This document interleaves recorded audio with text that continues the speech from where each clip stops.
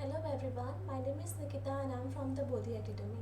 In the last video, we were doing the chapter number 9 from 9th standard science textbook, that is force and laws of motion, and we have completed the first law of motion. Today we are going to continue with the same and we are going to see the second law of motion in the chapter. Okay. So when we talked about the first law of motion, the first law of motion said that an object will not change its position of rest, okay, its inertia, unless and until an unbalanced force is applied to it. Okay, that was the first law of motion. Today we are going to see the second law of motion. The first law of motion indicates that when an unbalanced external force acts on an object, its velocity changes, that is, the object gets an acceleration.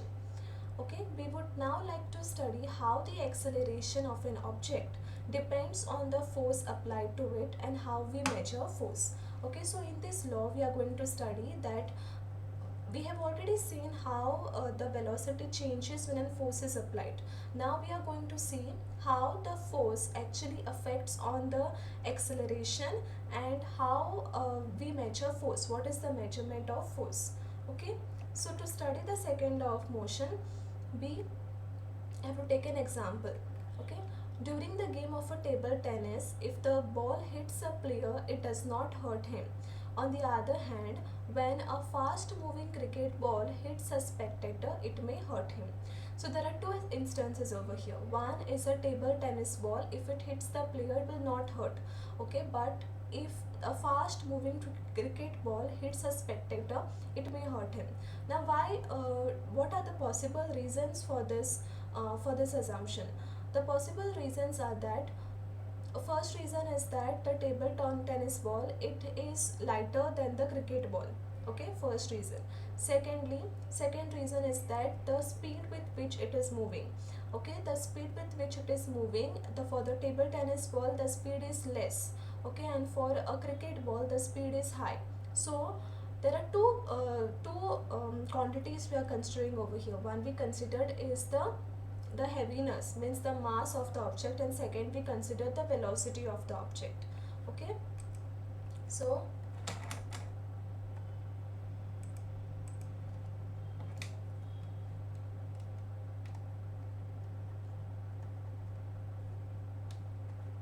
why does a table tennis ball doesn't hit?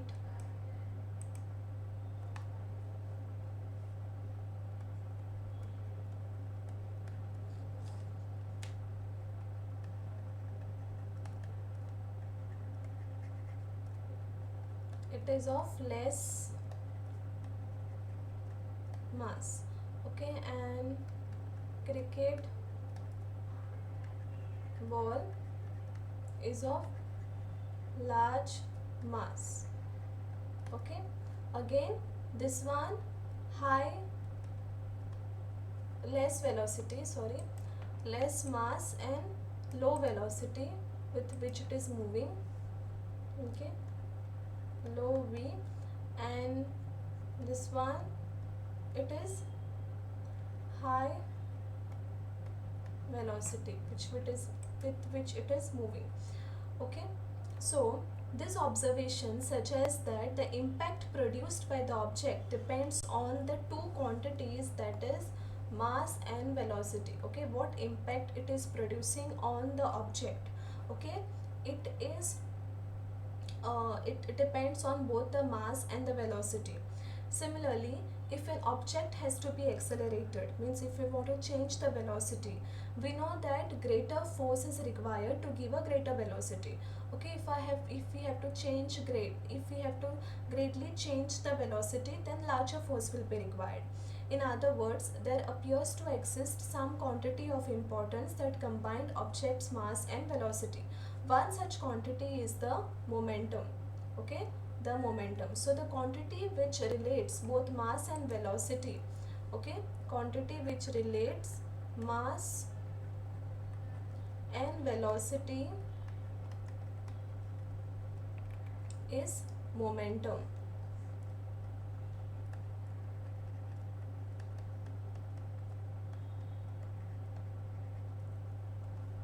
the momentum. The momentum is given by letter P of an object is defined as the product of mass and velocity. So this is the formula for momentum.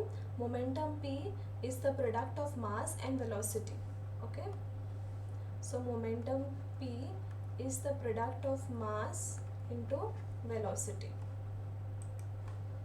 Now momentum has both direction and magnitude. So it has both, not only direction, not only magnitude, but it has direction also. Its direction, we know that velocity is speed with direction. So direction of momentum is same as that of the direction of the velocity. Now to measure any quantity, we need to know its SI unit. Okay. So what will be the SI unit of momentum? Let's find out. SI unit of mass is kg, okay, and velocity we know that it is meter per second. So the SI unit of momentum will be kg meter per second.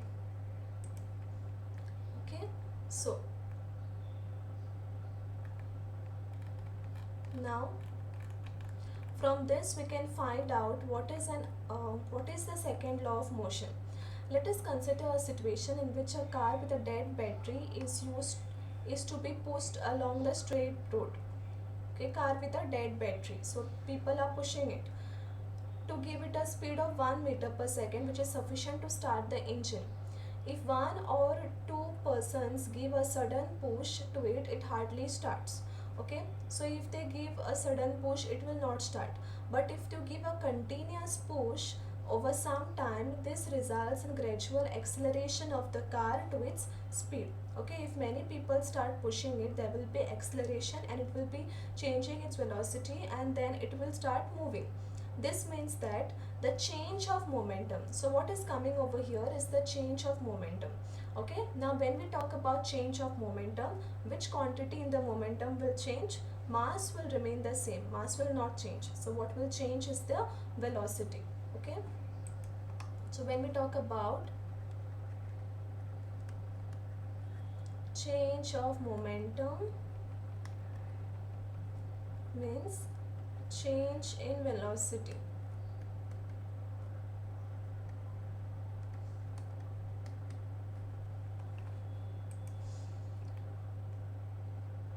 Okay, it may then also be concluded that the force necessary to change the momentum of an object depends on the time rate at which the momentum is changed. So from this we find out the second law of motion, which states that the rate of change of momentum means how much the momentum has changed, okay, from the final to the initial one, from the initial to the final one of an object is proportional to the applied unbalanced force in the direction of force. Okay, so how much momentum is changed, how much velocity is changed, how much acceleration is brought into picture, that is decided by the applied unbalanced force. Okay, more the force you applied, more there is the change in the momentum.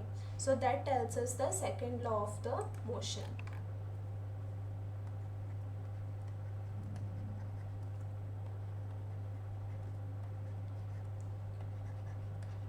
Okay, so second law of motion says that change in momentum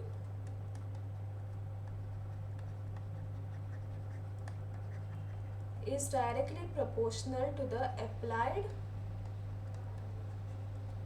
force, unbalanced force.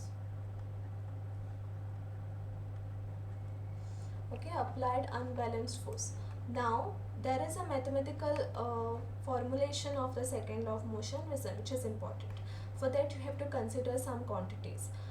Object of mass m moving in a straight line with initial velocity u, uniformly accelerated to velocity v in time t.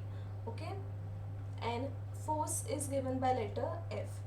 Now let's see the mathematical formulation. First of all, you have to consider an object of mass m moving with initial velocity u and final velocity v, okay, in time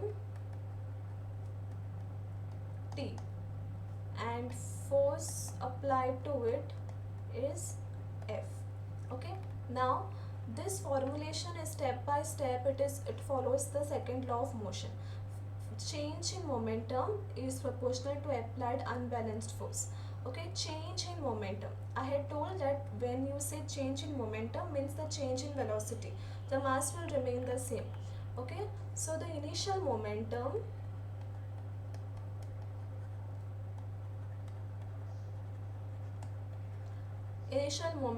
will be p1, which is equals to m, mass is m, and we know that initial velocity is u, so it will be mu.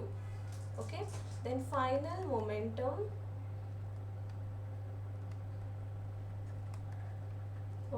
will be p2, which will be mv. Okay, so change in momentum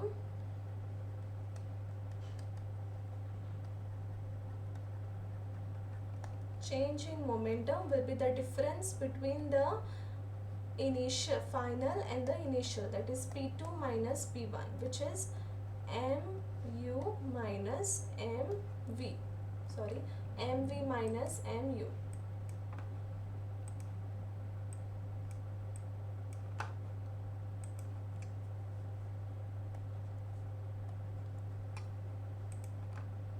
Okay, so now taking the common, m is common, so finally it will be v minus u. Okay, now this is the change in momentum, right? The rate of change in momentum, what is the meaning of rate of change in momentum? Means you consider the time. Okay, rate of change in momentum will be, means how much momentum is changed in that particular time.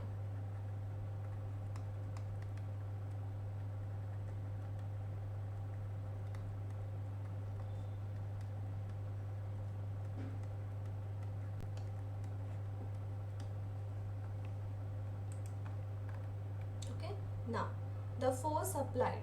Now rate of change of momentum means the force applied. No, force is proportional to the rate of change in momentum. So applied unbalanced force, so we can now write force is proportional to rate of change in momentum. Okay, now we know that we have already studied in the previous chapter that this part, okay, v minus u upon t is nothing but acceleration. Okay, the formula for acceleration. So in place of that we will write a now, proportional to m. In place of this we'll write a. Okay, now to remove the proportionality sign we have to put is equals to sign and one constant. So f is equals to k m a. Okay, now k in most cases is taken as 1, therefore the equation will be f is equals to mass into acceleration. This is the formula for applied force. Okay, so from here we also find out the method to measure force. Okay, measurement of force.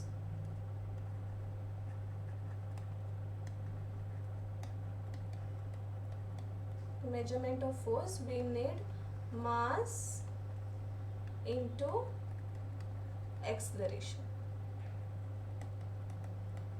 Okay, now very important is the SI unit of force. Okay, what is the SI unit of force? Now actually the SI unit of force should be kg for mass and acceleration is meter per second inverse. Okay, or you can directly write it is Newton. Okay, Newton.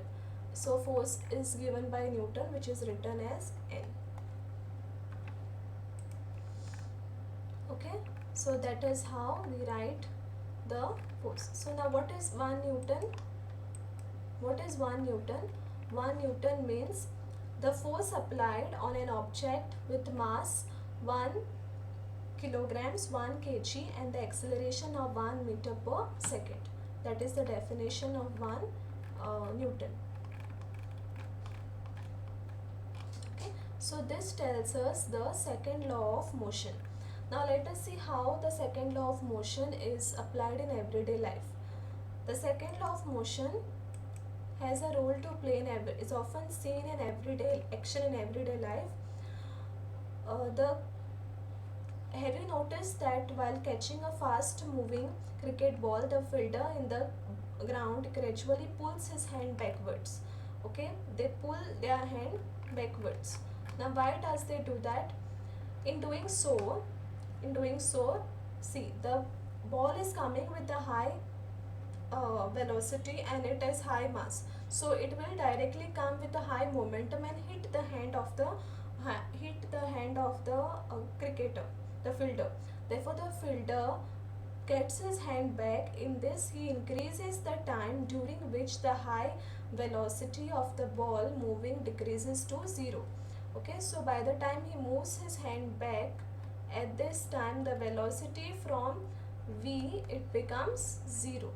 Okay, thus the acceleration of the ball is decreased, so a is also decreased, and therefore the impact of catching the fast ball is reduced. Okay, so that is the reason he has to take the ball back to reduce the velocity and the acceleration. Okay, now based upon what we have studied, the formula, we have some numericals to solve. Okay, we'll solve the first example from here. Okay, a constant force acts on an object of mass 5 kg for a duration of 2 seconds. Okay, so constant force acts on an object. There is a mass of object of mass 5 kg, so force acts on it for 2 seconds.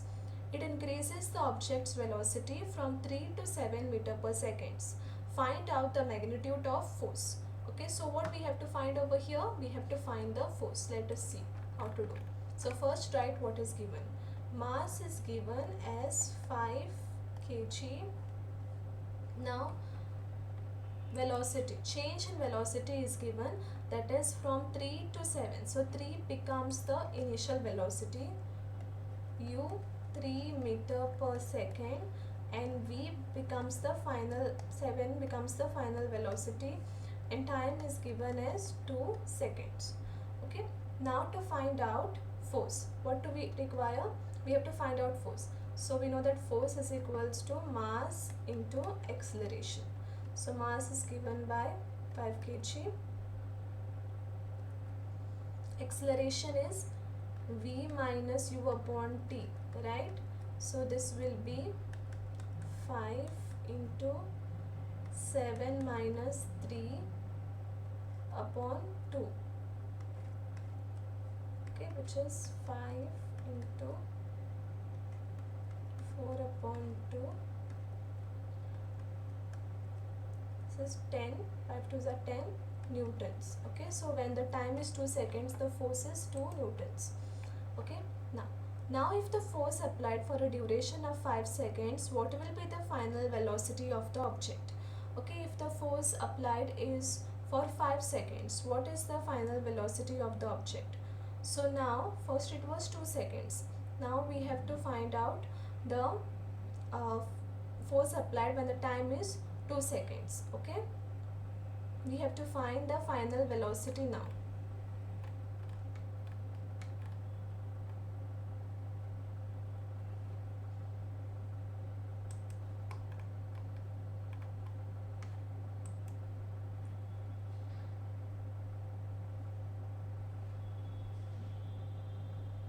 Okay, now we have the force is 10 newton, time is given as the 5 seconds now. Okay, now velocity, mass we already know, mass is 5 kg, velocity, initial velocity. Okay, now the final velocity will be the initial velocity, that is 7 meter per seconds.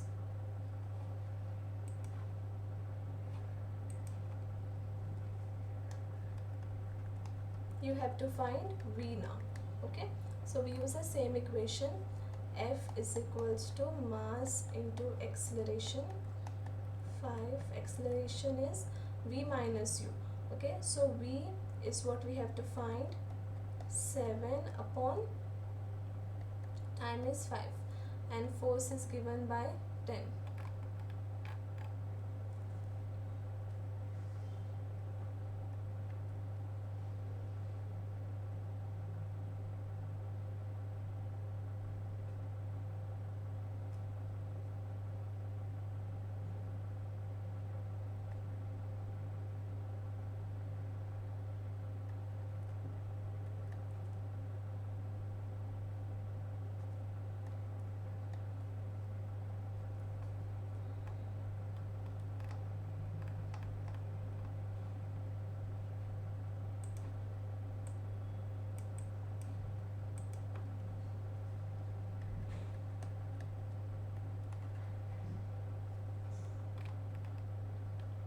Okay, the initial velocity is given as 3, so we have to take it 3 only.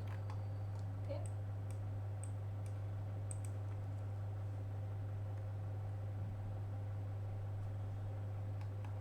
3.